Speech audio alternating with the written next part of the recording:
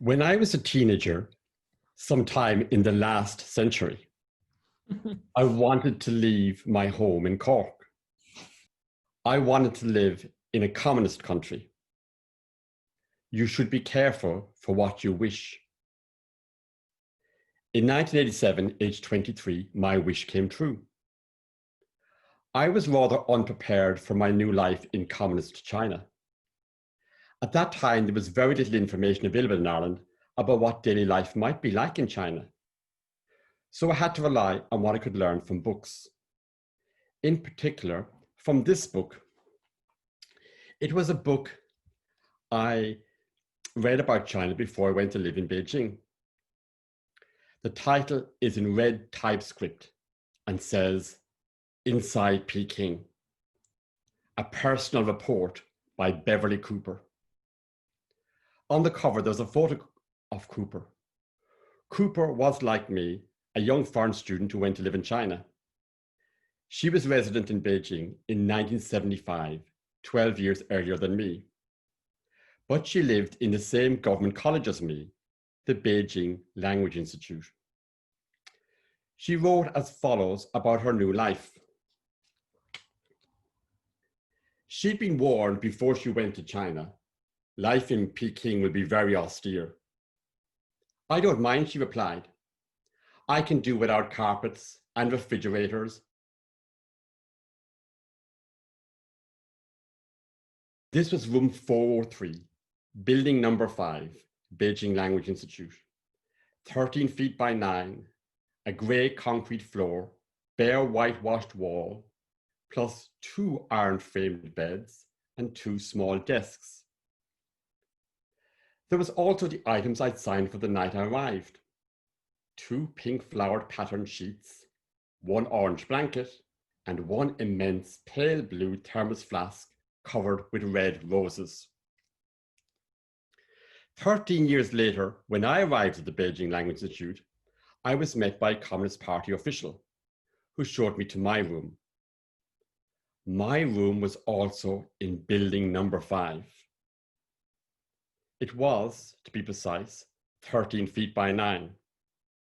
It had a grey concrete floor, bare whitewashed walls, 2 iron-framed beds, 2 small desks. Where before had I heard that description? And I had to sign for additional items, including an immense pale blue thermos flask covered with red roses. I was reassured by the familiarity of the room in my new home. On arrival, my immediate task was to write my first letter home to Ireland to my mum in Cork.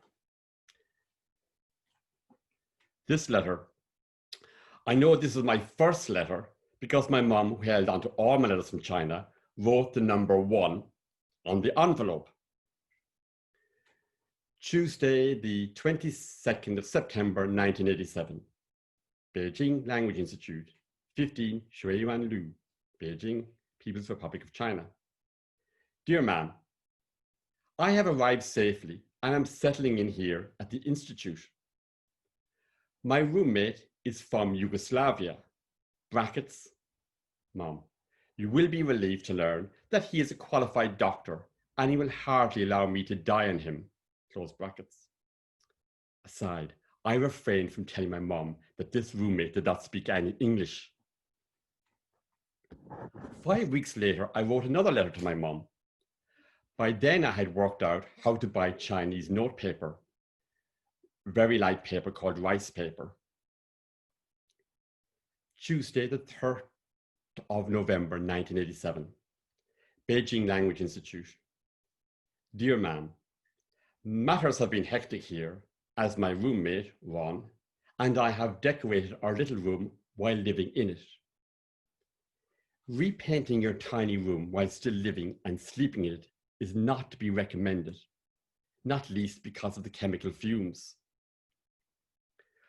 I included with this letter I sent to my mom a photo of our newly painted room.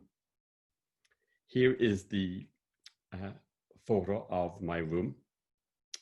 And on the photo, on the back, I wrote a description, which I'll read out to you.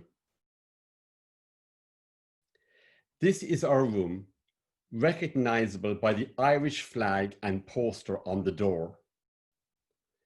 The photo doesn't do justice to our nicely painted walls. I am sitting at my desk just inside the door. All you can see is my back. I'm wearing a blue jumper.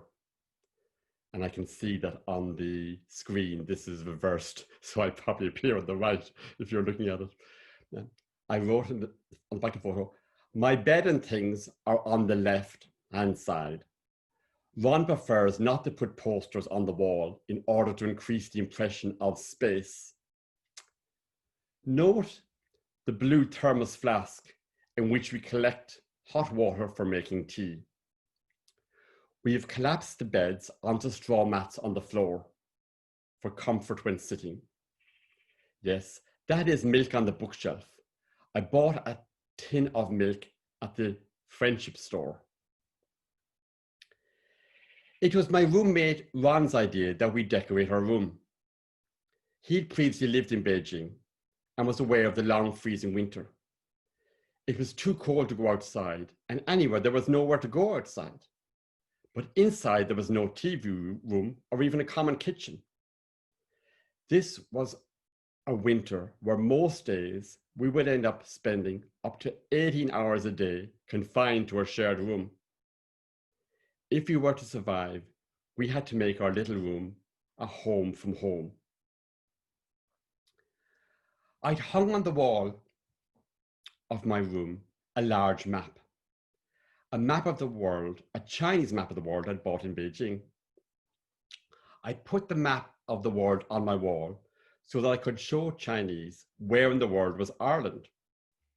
Very few Chinese at that time had ever heard of Ireland. This is that map folded up.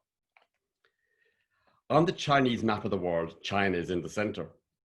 America is on the far right-hand side. Europe is on the far left upper side. At the far top edge of the Chinese map of the world, you can see a small island called Ireland. Ireland is placed below Iceland and near the word Arctic regions. I mean, Ireland is practically falling off the edge of the world. For Ireland, the names of the cities of Belfast, Dublin, and Cork are written in tiny Chinese characters. And I would take a magnifying glass and I would hold it on the map above Cork and say, 你看, 我的城市在那儿. Look, there is my city. I wish the Chinese to know that I was not an alien, that my home place was a place that existed in their known world.